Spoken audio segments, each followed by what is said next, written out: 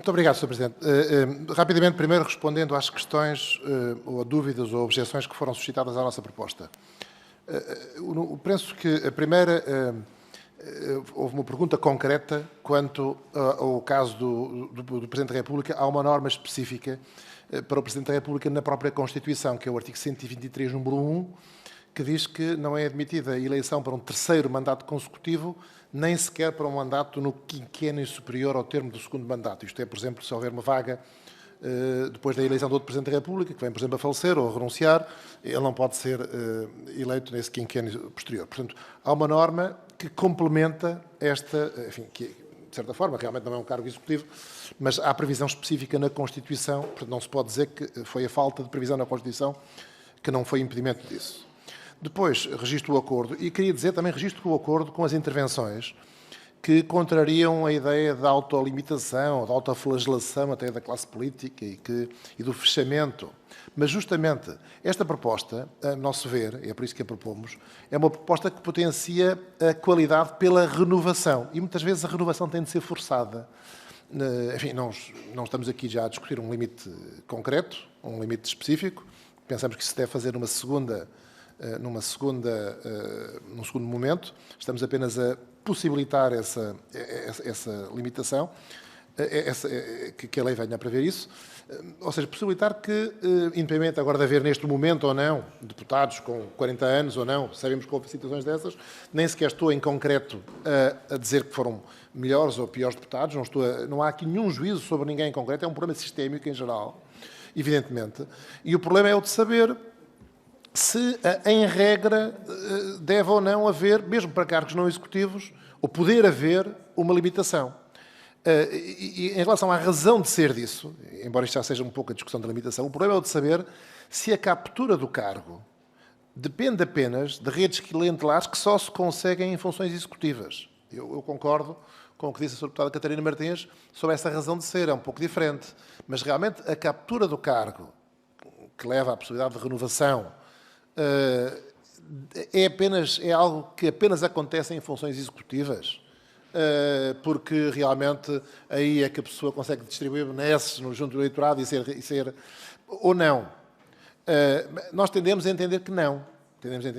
E, portanto, evidentemente, com cautela, depois prever o tipo de limite.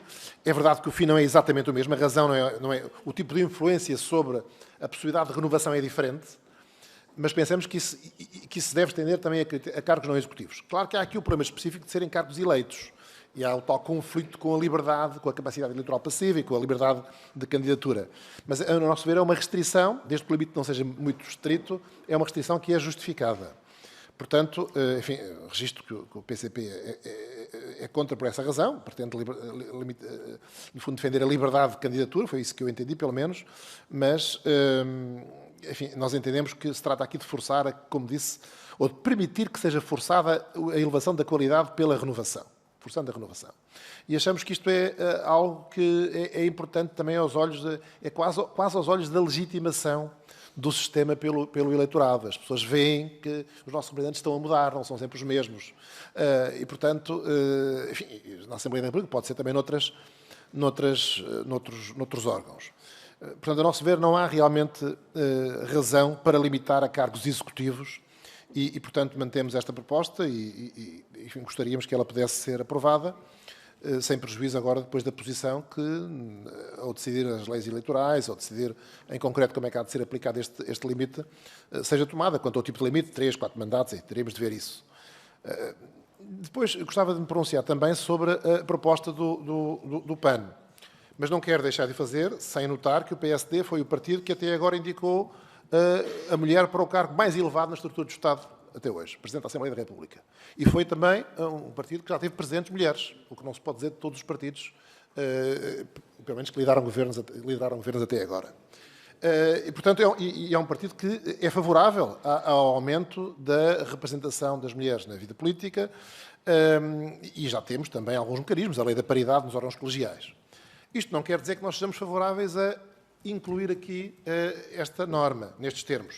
Gostava de dizer que se, em alguma Assembleia Regional não é aplicada esta norma, é porque a Lei da Paridade, aprovada na Assembleia da República, não a prevê. Portanto, trata-se de prever uma alteração à Lei da Paridade, que realmente não prevê as Assembleias Legislativas Regionais.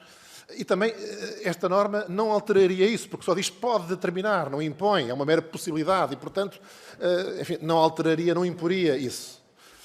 Portanto, é uma mera possibilidade. Mas nós, sendo favoráveis e tendo até provas dadas na defesa da participação das mulheres na vida política, nós entendemos que ela não deve ser incluída aqui. Por um lado, já existe o artigo 109, que já é uma credencial que permite, tal como ele tem vindo a ser interpretado, no fundo, é uma norma que permite ao legislador estabelecer cotas, como elas existem na Lei da Paridade, o artigo 109, diz justamente que a participação direta e ativa dos homens e mulheres na vida política constitui condição e instrumento fundamental da consolidação do sistema, devendo a lei promover a igualdade no exercício dos direitos políticos e a não discriminação. Isto tem sido entendido como uma norma que permite justamente as cotas. Por outro lado, há alguns aspectos aqui, talvez mais criticáveis, enfim, na formulação da norma em si, mas fundamentalmente nós achamos que isto é uma matéria para a lei e que já existe credencial, já existe permissão constitucional para esse efeito. E é isto que queríamos dizer sobre a proposta do PAN, que nós, portanto, não acompanharemos. Não por não concordarmos com as finalidades, mas achamos que não deve estar aqui. Muito obrigado.